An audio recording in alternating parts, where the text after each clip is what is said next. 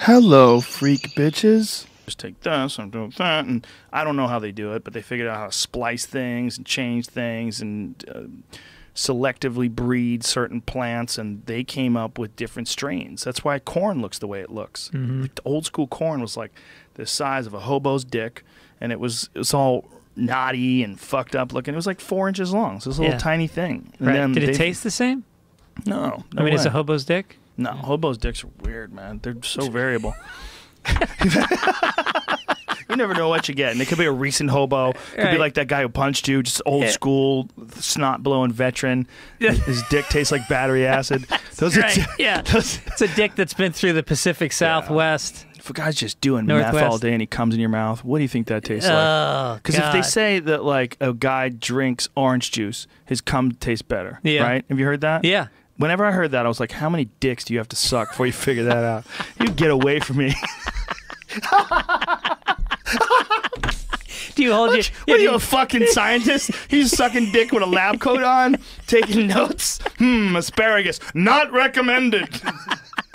Swishing it around in your mouth like you're a wine connoisseur. That's something you always hear. Bold. Right? If a guy eats pineapples, his cum tastes better. Right. But conversely, if you're just doing nothing but smoking meth, your loads have to taste like hot death. Yeah. And it does, and it's fucking lumpy. Like pesticide. Your loads taste like Roundup. It's not good when you have to chew it. It's not much either. It's like a fucking Hershey's Kiss.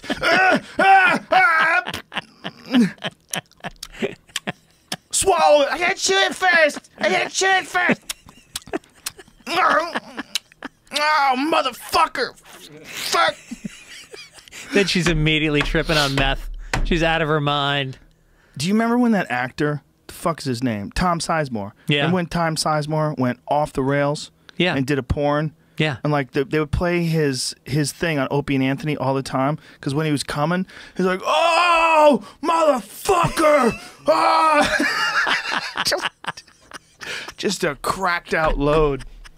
There's nothing like the sound of a man orgasm where he knows he's just off the rails. Yeah. He's off the rails, on meth, making a porn. He was in Saving Private Ryan. Here he is. Ah! That's as primal as it gets. It's like the pure id being expressed. Yeah, look at him. Just fuck it. Can you play it? No, it's illegal. Can't even show you this. Oh, it's illegal for you to play the audio? Can't show this. He was a madman. Wait, how do you decide which clips you're allowed to play? There's a tit on that, so yeah, I we can't play that. Get it away! Get it away! Get it off! Get it off! Get it off! Get it off the screen! Get it off the screen! I met him a long time ago. I did a show on VH1 called The List. I remember that. The host of it. I got to. You were the host of The List? I was a host one of the weeks. They rotated hosts, people. Right. So I think I did 2, maybe 3 episodes, but one of them was I got to meet Rob Halford. I got to meet Rick James. Wow. Rick James was Michael didn't do nothing to them kids. He was like, we were talking about it, and one of the gals from Baywatch was on the show as well, and she was a mom. God, I can't remember her name. Very, very pretty girl. I forget her name. Married to Nikki Sixx? No, I don't think so. I don't remember which one she was. Anyway, very nice girl. Gina, something or another? Anyway, she was, it came up in some way, shape, or form. And she was like, I don't buy it. I don't buy it. And he's like, Michael didn't do nothing to them kids. Michael didn't do none of them kids. And that's all bullshit. Let me tell you something. That's all bullshit. And Rick James had been up partying all night. So when he showed up, like, we were warned that he might not be able to do it. Like, he got there, and you could tell he'd just been up. You know, he's like, I'm suffering from some sort of a cold. So if I can't do this, I can't do this. And we were like, hey, man, do what you can do. Do what you can do.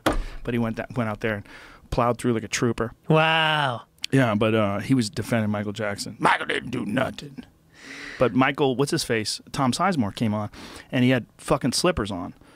He had like slippers and a fucking bathrobe. I don't remember what he wore when he sat down, but I remember he showed up with slippers and a bathrobe. I'm like, this guy, he was just right when he was just going off the rails. Yeah. Like right when he was going, it was supposed to be him and Val Kilmer. And Val Kilmer was out partying all night, and then he was with him, and he's just like, Val Kilmer was like, fuck it, I'm not going. So like last Val minute, Kilmer was going to do The List? yes.